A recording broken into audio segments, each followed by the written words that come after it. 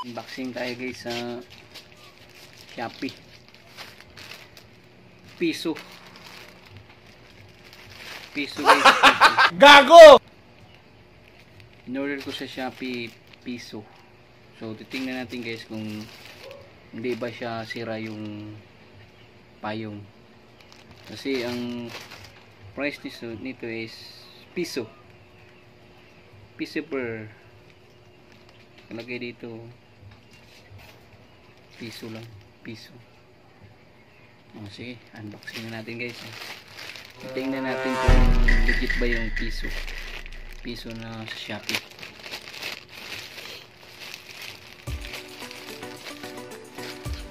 Wow!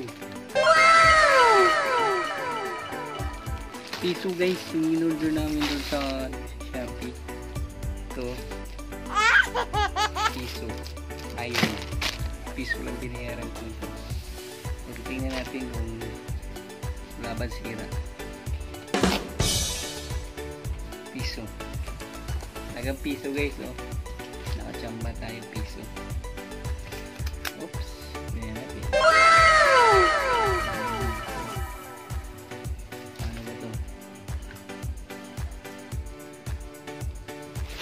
Uy! Legit guys, oh.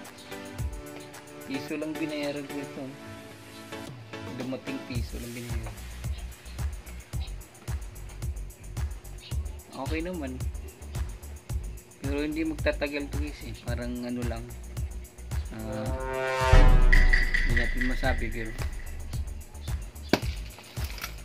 okay na nga guys. Piso lang. Piso lang ang binayaran ko dito. Tingnan mo naman yung presyo nila.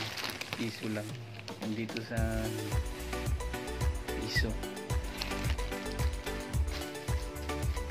Ang galing.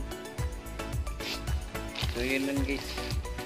Unboxing natin. Yung in-order ko sa Shopee na payong. Ito rin ang piso dumating. So legit guys, piso. Abang-abang kay guys, pisan eh 0. Ngayon sinay ko lang na mag-piso ang bayad.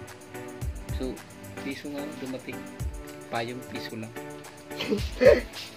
So salamat sa sellers nito guys, may-ari na piso lang ang binayaran ko nito.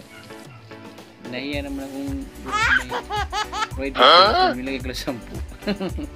Pero piso lang talaga itong Gago! Thank you guys, maraming salamat. Don't forget to subscribe, like and share. Bye bye.